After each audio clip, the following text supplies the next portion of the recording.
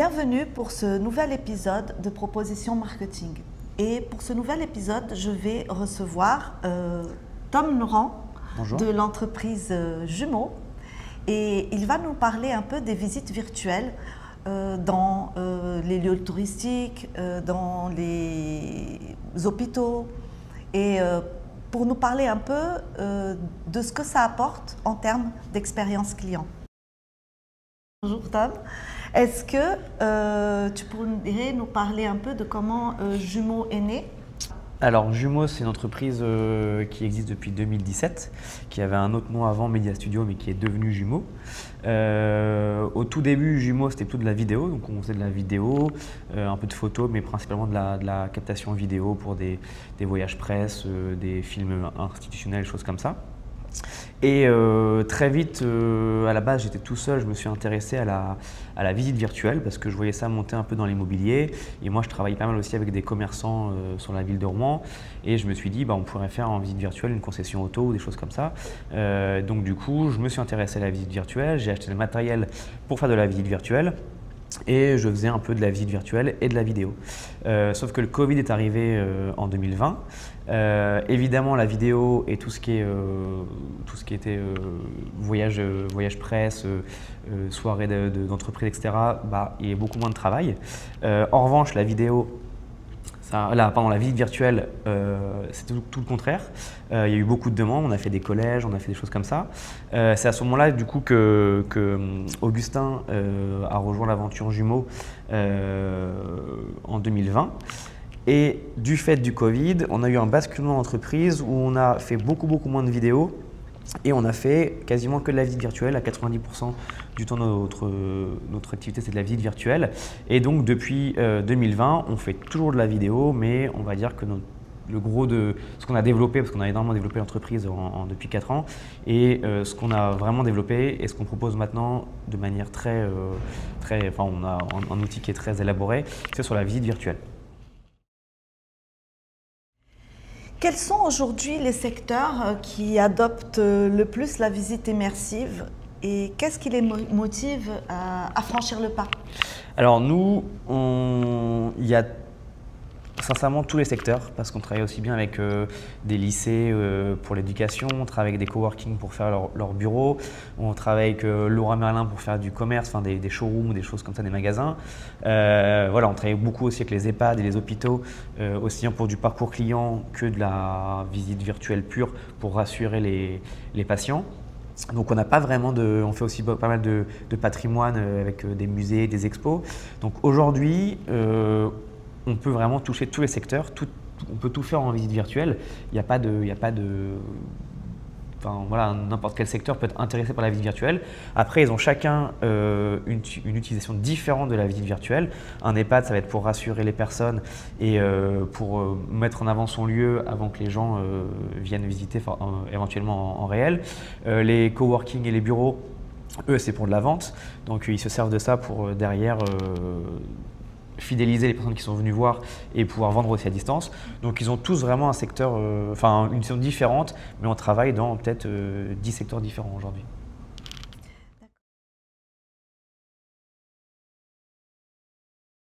D'accord. Dans le domaine de la santé, puisque vous avez parlé du domaine de la santé, les hôpitaux, ça peut être aussi des maternités, les EHPAD, n'est-ce pas? Quels avantages concrets apportent les visites virtuelles aux patients ou alors à leurs proches? Alors, les EHPAD, on en a fait beaucoup, et quelques hôpitaux aussi. Les EHPAD, c'est pas un secteur où, quand on a commencé, on s'est dit on va faire des EHPAD en visite virtuelle parce que… Et au final, les EHPAD sont assez friands de cette technologie parce que on peut visiter les lieux avant de venir. On peut aussi envoyer les lieux à des familles qui habitent loin, donc quelqu'un qui ne serait pas dans la même région peut voir où est la personne, les lieux, les chambres, les parties communes de là où est la personne qui connaît qui est en EHPAD. Et nous, on ne fait pas juste des visites virtuelles, entre guillemets, toutes bêtes où on arrive à un endroit et on se promène. Nous, c'est des visites virtuelles interactive avec vraiment à l'intérieur pas mal de contenu. On va retrouver des photos, on va retrouver des vidéos, on va retrouver des liens vers le site internet. Donc c'est vraiment un univers. Et si je prends le cas des EHPAD, On va arriver à l'accueil d'un EHPAD et là on va avoir une vidéo qui démarre avec la directrice qui se présente. Donc il y a un côté très humain qui peut rassurer aussi les gens qui regardent la visite virtuelle. Et on a un côté pareil, je vais aller dans le couloir où il y a les chambres et là je vais avoir une infirmière qui se présente. Voilà, moi je suis un tel, je m'occupe de ça. Donc du coup les EHPAD c'est en premier lieu pour rassurer, ils le font pour rassurer. Et en deuxième lieu aussi évidemment pour trouver des personnes parce que c'est vrai que quand on cherche éventuellement un établissement comme ça, entre avoir 2 photos sur le site ou une visite virtuelle complète où on voit les équipes qui se présentent, où on peut même télécharger des fichiers, je pense au livret d'accueil, des choses comme ça. Voilà, ils partagent aussi des photos et des vidéos des événements qui se passent dans l'EHPAD, d'anniversaire, des choses comme ça. Donc le but c'est d'avoir une plateforme où on va avoir des documents, des photos, des vidéos qui soient plus conviviales qu'un site internet avec des lignes et du texte.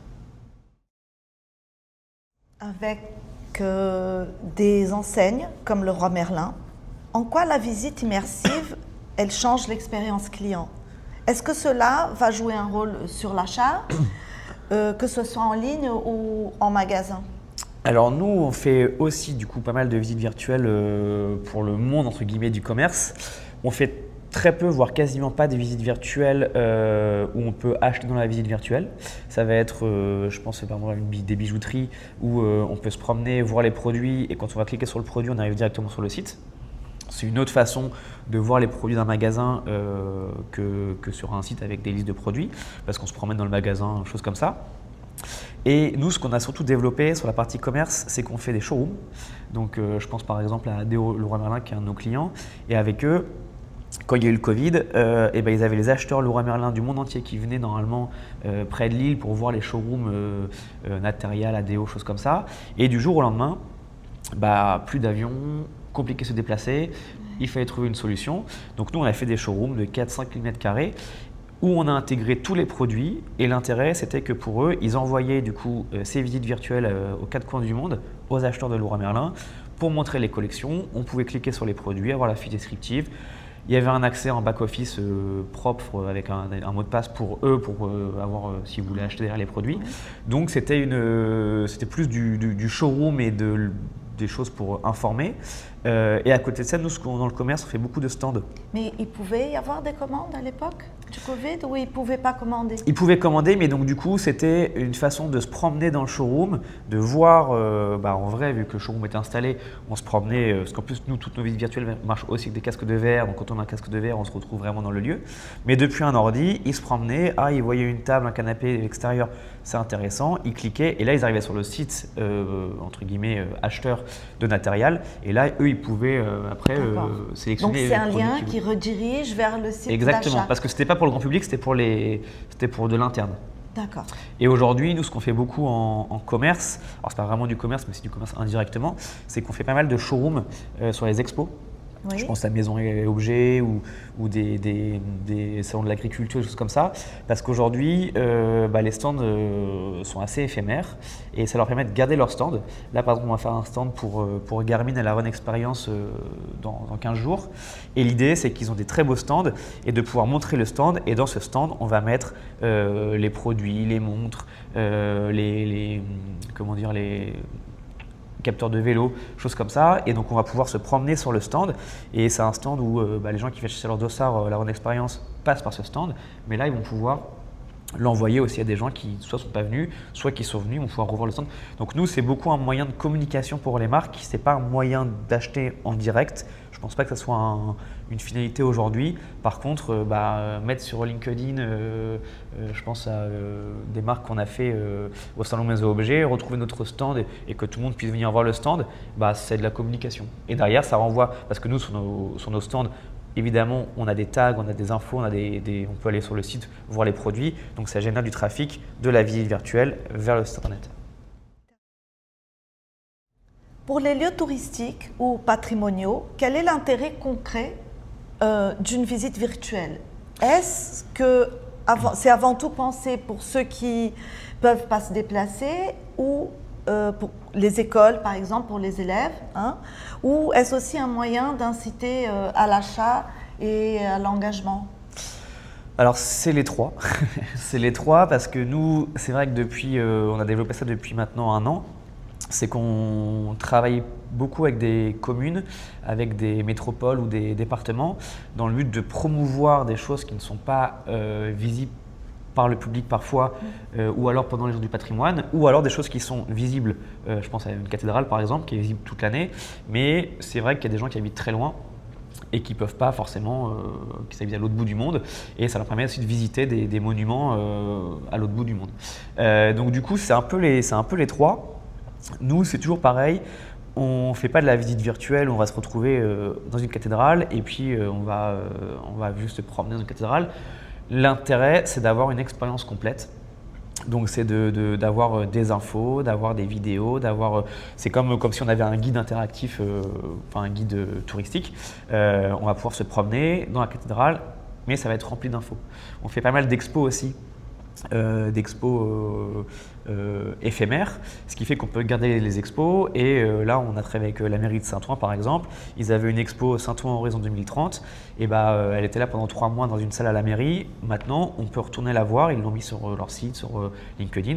On peut visiter l'expo, cliquer sur n'importe quel panneau, on l'a en grand. Les vidéos qui étaient présentes, on peut les voir dans la visite virtuelle. Donc l'idée c'est vraiment de pouvoir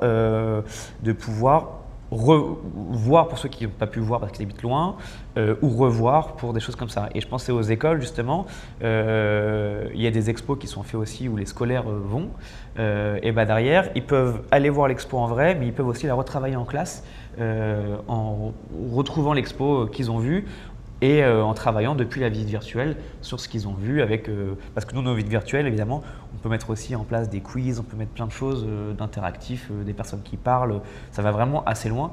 Donc sur la partie patrimoine, on travaille aussi avec des mairies sur la partie CNC pour le cinéma.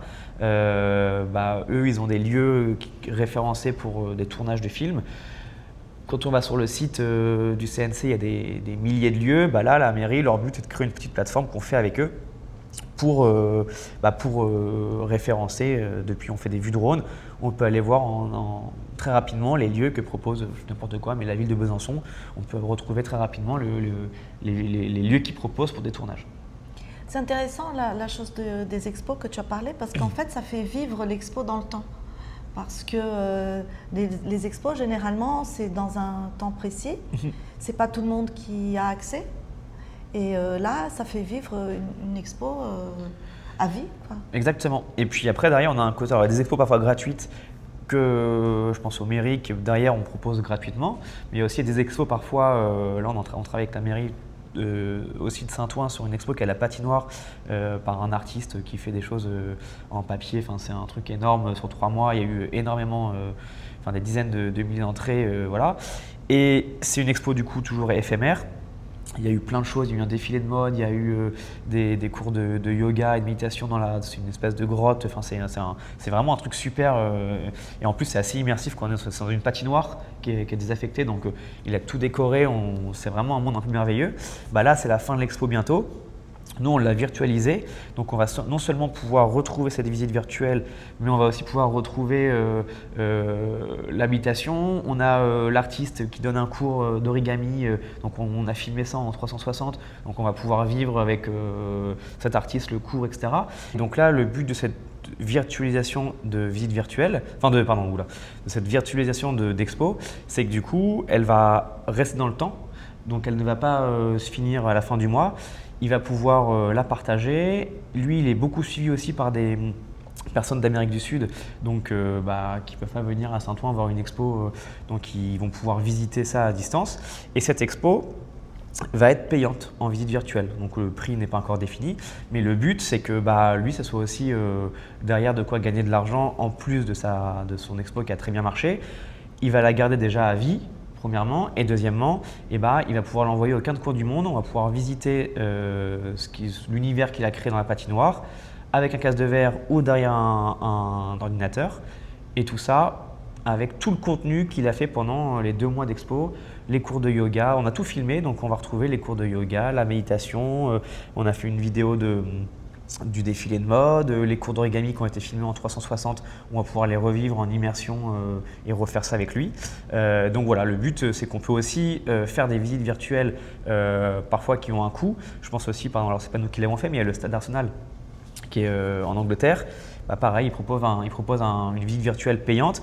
Encore une fois, ce n'est pas juste une visite virtuelle où on se promène. Il y a de l'histoire, il y a de l'info, il y a des interviews, on va dans le vestiaire des joueurs. Voilà, il y a des vidéos de joueurs en train de jouer. C'est vraiment, nous, voilà, on monte des choses, on monte des visites virtuelles qui sont assez abouties, qui vont assez loin dans ce qu'on peut faire. Éducative. Si on pourrait dire. Nous, on fait de la formation dans la vie virtuelle, on peut faire des quiz, on travaille beaucoup aussi du coup avec les scolaires. Avec les campus des métiers ou des lycées où on leur fait des plateaux techniques et derrière bah, on peut dans ces plateaux techniques voir les machines, etc. pour pousser les collégiens à venir. Voilà, c'est assez divers tout ce qu'on peut faire aujourd'hui avec la visite virtuelle. On avait échangé sur un nouveau projet pour des sites historiques où les visiteurs ils vont pouvoir utiliser la caméra. En se promenant, ils vont la directionner sur une statue, sur des vitraux par exemple, et ils auront l'histoire derrière. C'est ça. Donc ça, c'est un peu une évolution qu'on est en train de donner à la visite virtuelle. C'est que nous, une fois qu'on a modélisé un lieu, on peut faire de la visite virtuelle classique, on peut faire de la visite virtuelle depuis un casque de VR, mais nous aujourd'hui, on est aussi capable de faire ce qu'on appelle de l'AR, donc de la réalité augmentée. C'est-à-dire qu'une fois qu'on a scanné le lieu, on va scanner en arrivant sur le lieu physique. Donc là, on n'est plus dans de la visite virtuelle depuis chez nous, on est sur de l'AR sur le lieu existant. Donc je prends l'exemple, je vais dans une cathédrale, j'arrive à cette cathédrale, je vais scanner un QR code. Là, mon appareil photo va s'ouvrir et nous, comme on a scanné le lieu, automatiquement, votre téléphone va savoir où il est dans le lieu parce qu'avec nos logiciels, il va savoir automatiquement où il est.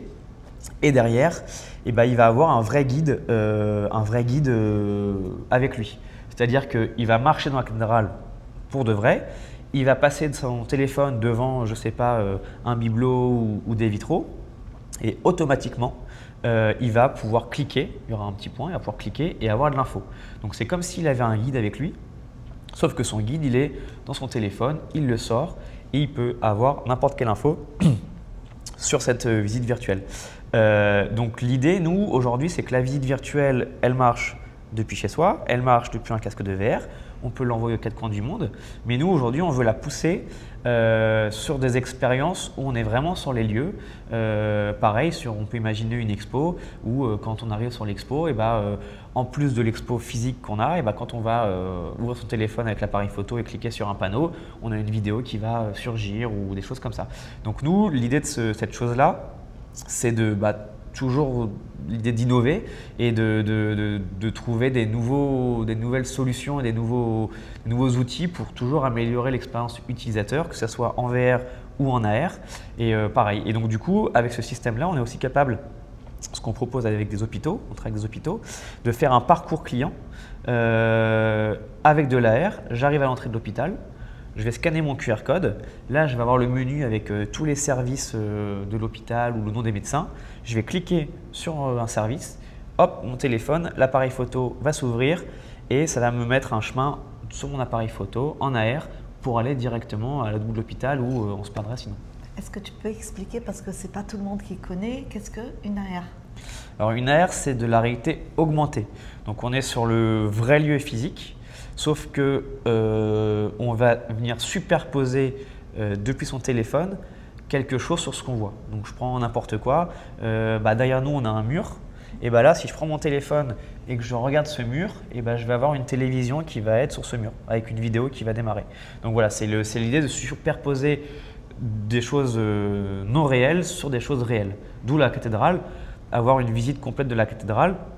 Avec, j'avance, je vais cliquer sur je sais pas, sur n'importe quel endroit de la cathédrale et je vais avoir un guide audio, je vais avoir des photos historiques, je vais avoir, c'est une nouvelle expérience utilisateur. En fait, j'ai pensé à la petite boîte audio qu'on utilise dans les musées, voilà, et en fait, je pense, ce que je vois, c'est quelque chose qui est beaucoup plus immersif parce que l'audio, on a l'audio, mais quand tu as cette façon de faire comme vous le faites en virtuel, on peut agréer des choses beaucoup plus comme des vidéos. Comme Exactement. Donc c'est beaucoup plus immersif et ça donne beaucoup plus aussi…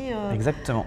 Et on peut du coup avoir aussi de l'audio, comme avec les petits casques dans les musées qu'on nous distribue pour avoir de l'histoire. Mais la chose qui plaît par exemple beaucoup aux églises, aux cathédrales, c'est que c'est très compliqué dans une cathédrale de mettre une expo. C'est compliqué dans une cathédrale, c'est un lieu avec de la pierre, voilà. Ils vont pas s'amuser à mettre, et puis je ne sais même pas s'ils ont vraiment le droit, mais de mettre des petits panneaux comme qui viennent expliquer. Musées. Voilà, comme oui, pour les musées où on a à quand même un peu d'infos. Dans une cathédrale, on a très peu d'infos. On va pas avoir un guide qu'on va prendre à l'Office Tourisme et qui est avec nous, qui nous explique. C'est très compliqué. Demain, je vais dans une cathédrale, je rentre, je vais avoir aucune info. Je sais pas. Voilà, alors que là, avec ce système-là, je vais pouvoir scanner, je vais avoir toutes les infos et ça ne dénature pas et ça ne touche pas à l'environnement comme il est. Donc on vient superposer sur notre téléphone, mais sur le lieu, on n'a rien à faire. J'aimerais parler un peu de l'expérience client et comment tu l'intègres dans le parcours d'achat. Comment Jumo intègre ces éléments interactifs comme les tags, comme par exemple aussi les boutons d'action. Et pour transformer une simple visite virtuelle en un vrai outil de conversation, d'engagement. Oui, alors du coup, nous en fait, on a développé un back-office. Ouais. Donc on a un back-office et ce back-office, on le donne en accès à nos clients. Donc nous, une fois qu'on a fait une visite virtuelle, on a en 3 dimensions et en photo le lieu, on peut se promener dedans, mais c'est un lieu vide. Et derrière, tous nos clients, que ce soit des professeurs dans les collèges ou que ce soit celui qui a fait l'expo à Saint-Ouen pour son exposition ou un commercial dans des coworking, on les forme, c'est très facile, comme une directrice ou un directeur d'EHPAD trouve notre outil très simple. Et avec cet outil, il va pouvoir lui mettre tout ce qu'il veut dans la visite virtuelle. Donc c'est un back-office, il va mettre ses tags, il va mettre ses photos, ses vidéos, ses liens, ce qui fait que premièrement, il n'y a pas 40 échanges pour savoir ce qu'ils veulent mettre, où, etc. Parce que nous, demain, si je fais un collège ou un lycée avec des photos techniques, je ne vais pas reconnaître une meuleuse de choses. Enfin, voilà, je ne sais pas à quoi correspond quoi. Donc, c'était très compliqué de mettre des choses bien au bon endroit dans ces visites virtuelles. Donc là, ils ont complètement accès. Et c'est eux, donc c'est un petit travail pour eux, hein, ça leur prend en général quelques heures. Mais donc du coup, ils ont accès au back-office et c'est eux qui mettent tout ce qu'ils veulent dans la visite virtuelle, photos, vidéos, liens. Alors évidemment, on est là pour les accompagner si parfois ils n'arrivent pas à faire des choses.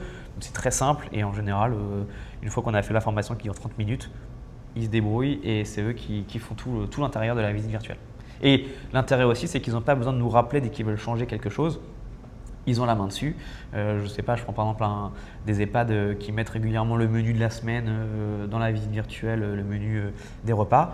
Bah là, tous les lundis matins, ça leur prend environ 15 secondes de juste changer le menu, le PDF du menu pour mettre le nouveau menu. C'est ça qui est bien aussi parce que vous avez créé une interface qui est facile d'utilisation. Très facile d'utilisation et complètement évolutive parce que déjà nous, on rajoute régulièrement des nouvelles fonctionnalités et de deux, ils sont complètement indépendants avec leur visite virtuelle. Je pense au coworking aussi. On a des coworking qui mettent les bureaux dispo, pas dispo sur les visites virtuelles. Et bah là, en un clic, ils peuvent. Je vais visiter demain la visite virtuelle. S'ils l'ont mis à jour, je sais tout de suite si le bureau est dispo ou pas dispo.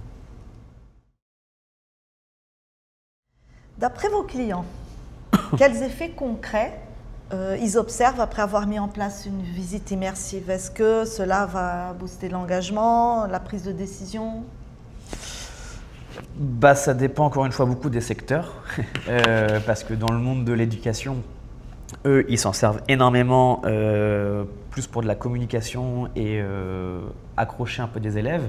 Nous, c'est un outil qu'ils vont utiliser sur les salons, qu'ils vont utiliser quand ils démarchent sur des portes ouvertes dans les collèges pour montrer les lieux, parce qu'il y a beaucoup de collégiens qui n'imaginent pas 2 secondes ce que c'est qu'un plateau technique en carrosserie, en Mélec ou n'importe quoi. Moi, j'ai pas fait de BTS, enfin de bac pro ou de bac technologique, et j'étais à milieu d'imaginer qu'un bac pro ou un bac technologique, ils avaient autant de matériel et autant de salles. Voilà, c'est vraiment, ils ont vraiment des plateaux techniques avec des vraies machines, des vraies choses comme ça. Donc ça, premièrement, eux, c'est plus de la communication et avoir des élèves.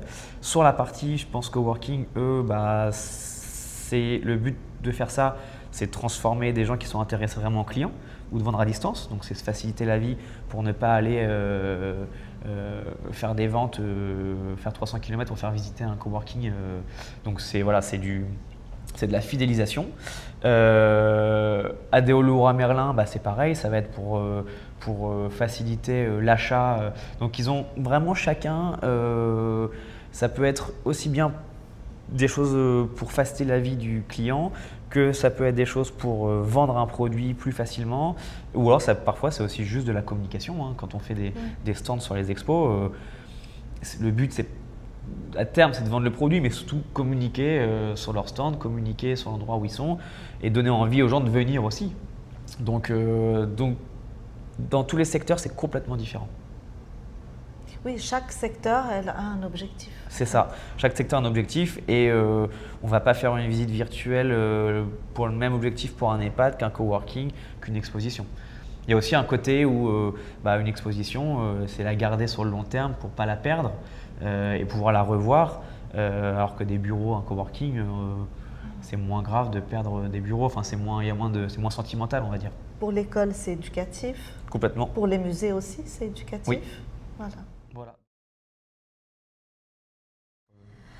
Alors, Tom, avec l'évolution des technologies comme l'IA et la réalité aussi augmentée, qu'est-ce qui pourrait encore améliorer l'expérience client des visites immersives?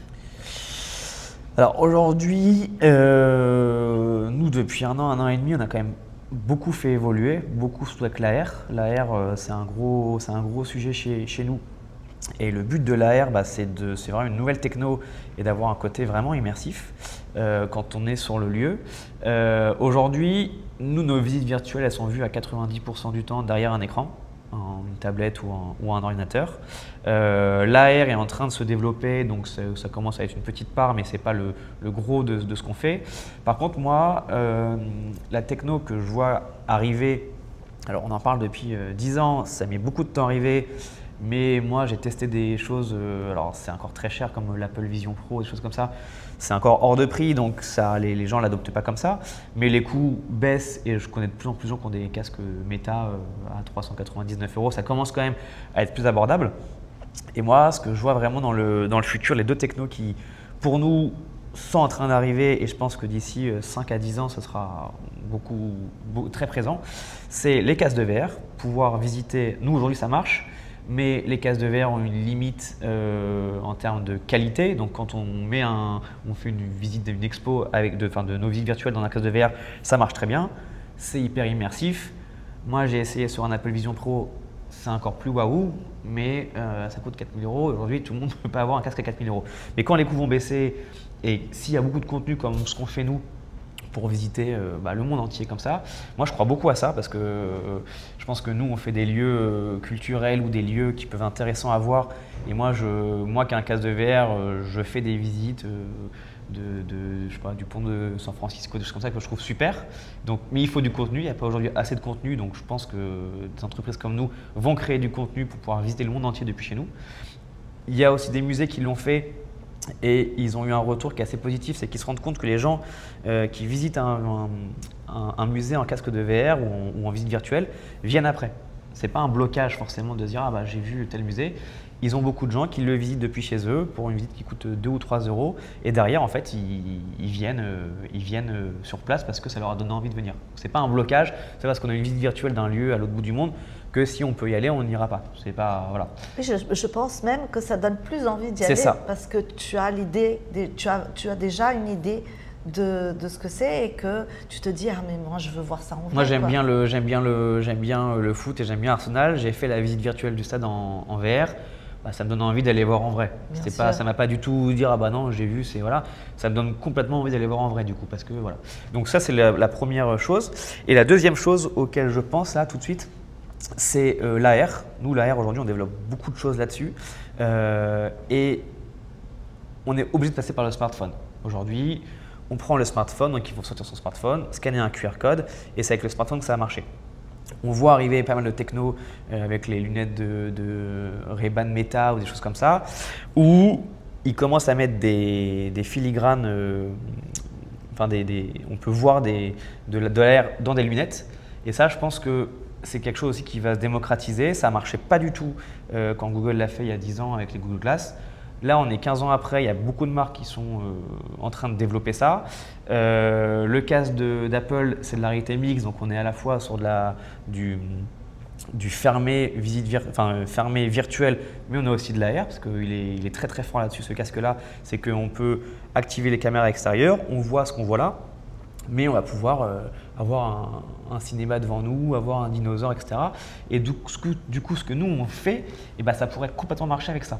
Donc ce casque, c'est un peu comme la vision humaine parce que tu peux être dans l'immersion mais en même temps à l'extérieur. Exactement. Aujourd'hui, un casque comme Apple, les caméras sont de bonne qualité et donc je peux le mettre et là je vois ce que je vois maintenant, mais en même temps que je suis avec vous, et je peux me mettre un écran là, télévision, ou je peux me mettre un mur avec des infos qui sont là.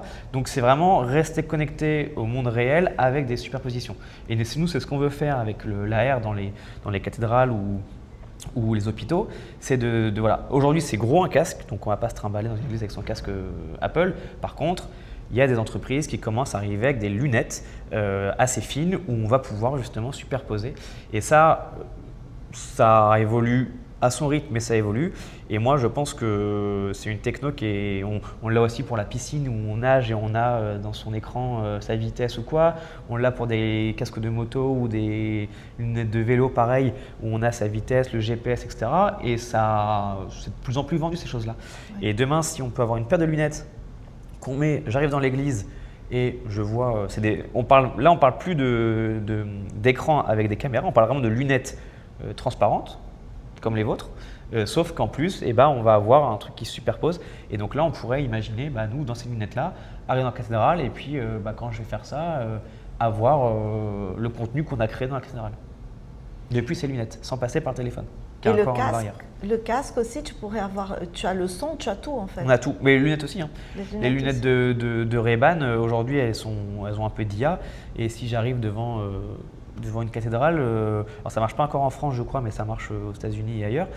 Si je lui dis quelle est cette cathédrale, il y a des petits haut-parleurs et il va me décrire la chose. Donc là, c'est des choses un peu d'IA et de connecter à Internet, mais donc c'est pas du contenu entre guillemets qualitatif. Enfin, c'est du contenu bien, mais c'est pas des choses que l'humain a créé. Voilà. Par contre, nous, on crée du contenu très quali sur ces choses-là. Et l'idée, c'est que pouvoir avoir du contenu très quali avec un vrai guide qui a expliqué en audio, avec des photos de la reconstruction de la cathédrale après la guerre ou de n'importe quoi, là, pour le coup, c'est une vraie valeur ajoutée et c'est moins immersif qu'avoir son téléphone, même si ça marche très bien. Hein. Si demain, avec des lunettes, on pouvait faire ça, ça serait super. Mais je pense que ça va arriver. Et pour Jumeaux, quelle est la prochaine étape ? C'est continuer à se développer. Nous, on continue parce qu'on sait que notre solution de navigation des hôpitaux marche très bien, donc ça, on veut le pousser. On mise beaucoup sur l'AR aussi parce qu'on pense que ça, c'est un vrai outil intéressant pour la pédagogie, mais aussi pour le tourisme, des choses comme ça. Donc ça, voilà. Et après, nous, on continue aussi nos visites virtuelles, entre guillemets, plus classiques, de bureaux, de choses comme ça. Mais en ce moment, on est beaucoup avec les campus des métiers sur des plateformes un peu plus grosses, immersives, où on va, dans ces plateformes, lier de la vidéo, lier des visites virtuelles qu'on aura fait, lier des vues drone 360 pour survoler une station de ski avec les métiers du ski. Donc voilà, on est sur des projets un peu plus gros et le but, c'est toujours être un peu à la pointe de la techno pour pas… Après, on est assez technophile, donc le but c'est de rester dans ce chemin-là pour toujours être un peu à la pointe de la techno.